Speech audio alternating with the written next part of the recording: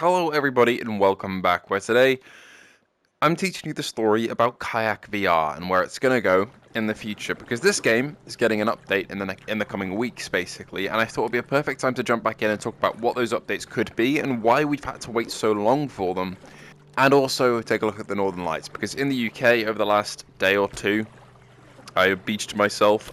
We have seen the Northern Lights here, very luckily. They've been very different to when I last saw them in Iceland. They were incredibly strong, and you're seeing some images of that on screen now that I captured a couple nights ago that were absolutely breathtaking.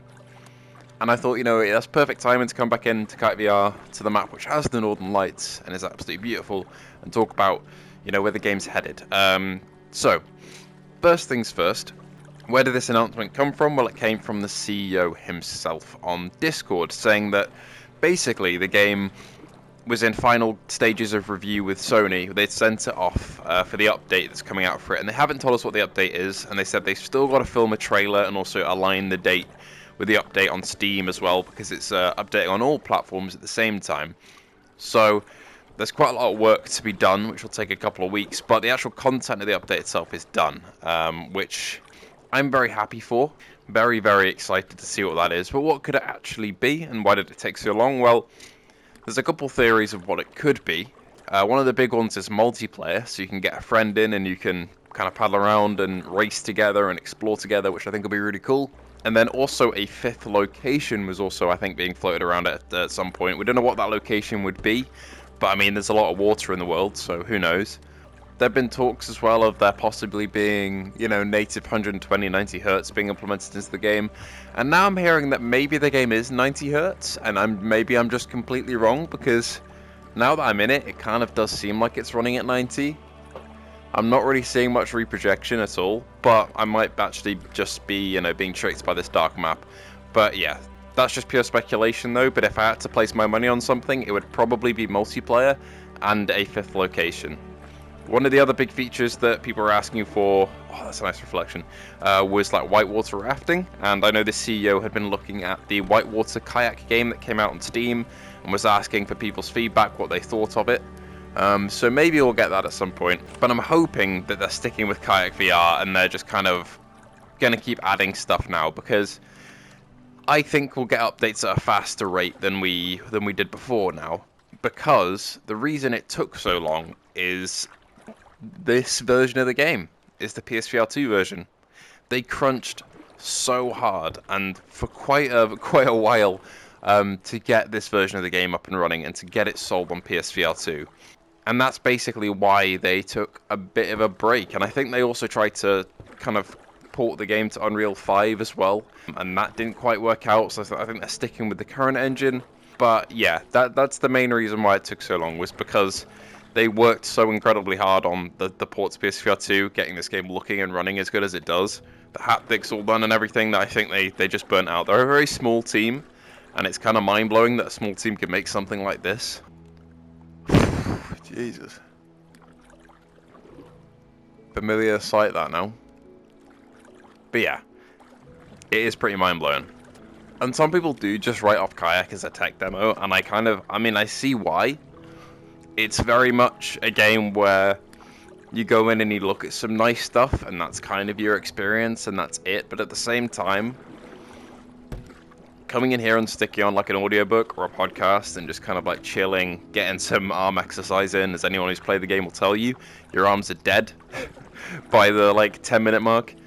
That's another thing people were floating around, was the idea of having an outboard motor where you could just kind of motor yourself around instead of having to paddle. That'd be quite funny. But yeah, it is quite just a chill experience to relax in, and there are quite a few locations if you explore all the variety of them, because this has two location types. It's got this at night with the Northern Lights, and then this Antarctica at sunset, which is also pretty mad. I mean, they're not the most realistic Northern Lights in... I don't know, they are. I guess there are different types, aren't they? They've got the shades down. It's mostly reds and greens that I've seen both times I've seen them. And I mean, they move a little slower, I feel, than what's going on here. But I think that's just due to visibility. If they were really, really visible, you could see them doing this if you had no light pollution at all. But I'm just hoping that we get consistent updates, and they do have a roadmap on their website if you go over there and have a look on their Trello board, which is kind of what they use to communicate with each other, put ideas onto the roadmap.